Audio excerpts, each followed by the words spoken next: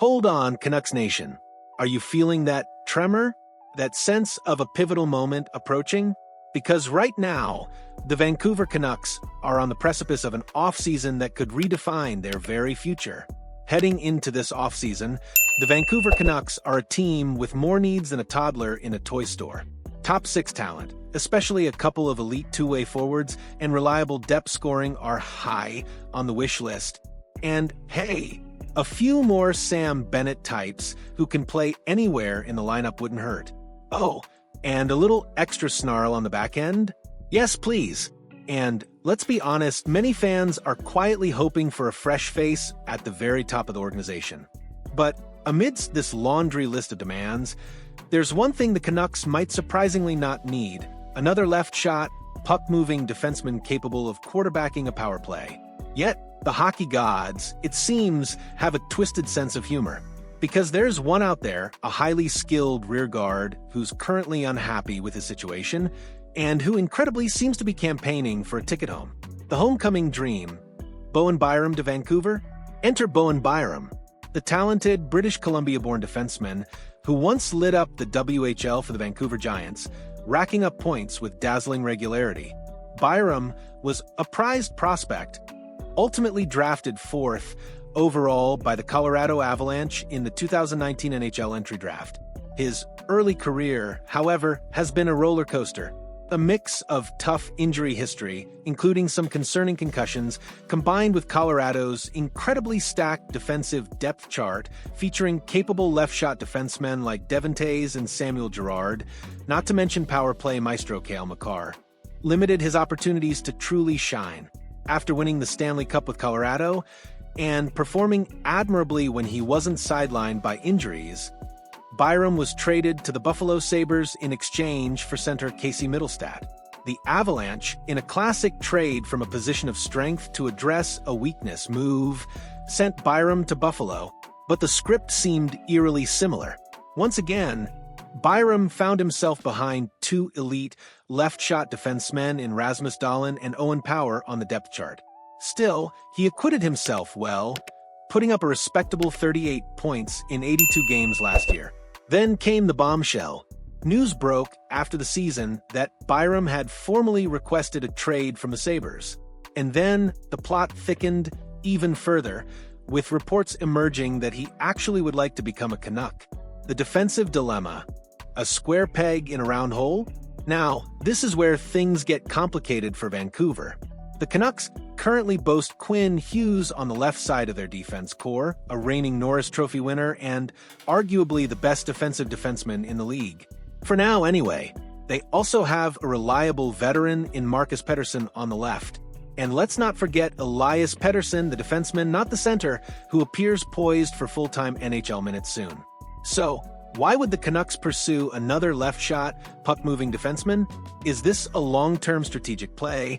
Perhaps if the Canucks have intel that Quinn Hughes is indeed New Jersey-bound the second he gets the chance, as many speculate, it's a tantalizing thought, but one that raises immediate questions about roster fit and defensive balance. For all of Byram's exceptional counting stats, his points, his smooth skating, his apparent competence on the ice, there's a lurking issue. His underlying numbers are, frankly, troubling. Advanced analytics suggest that while he looks like a competent, puck-moving defenseman, his defensive metrics are a cause for concern. Could he be the next Brandon Montour?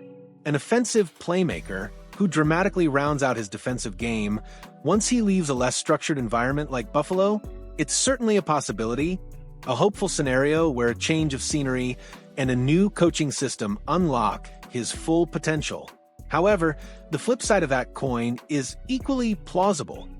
Could he simply not be good enough defensively, destined to be banished to third-pair ice time and occasional power play cameos, unable to consistently defend against top competition?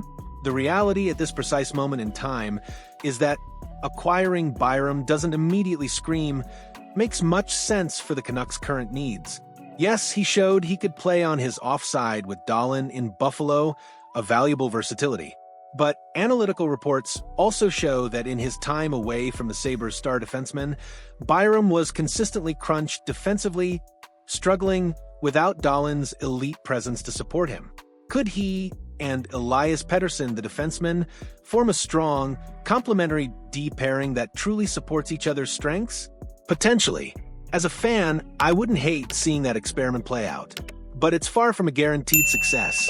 Given that a player of Byram's specific type isn't at the top, or even close, of the Canucks' immediate shopping list, it's incredibly difficult to envision a viable trade scenario. Buffalo, for their part, will demand a significant return for a fourth overall pick with Byram's offensive upside, likely seeking a package that includes a young player or two who can contribute immediately. Firing up the trade generator. What would it take?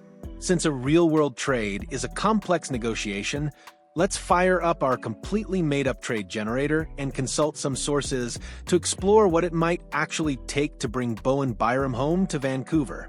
Our resident AI hockey analyst to create a fair trade for both sides that would send Byram to the Canucks. This is where the rubber meets the road.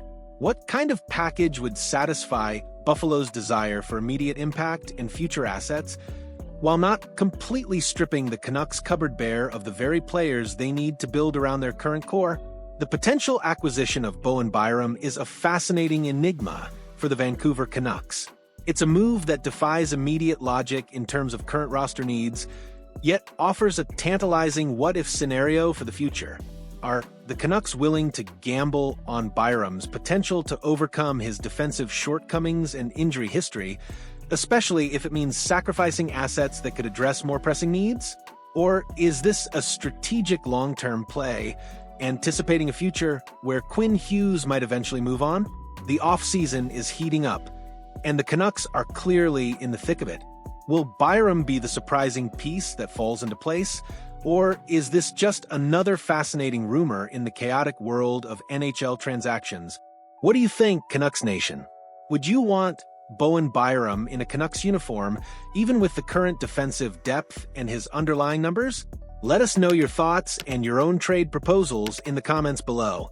And if you want to stay plugged into every breaking rumor and every strategic move, hit that like button and subscribe to our channel for the deepest dives into all things Canucks hockey.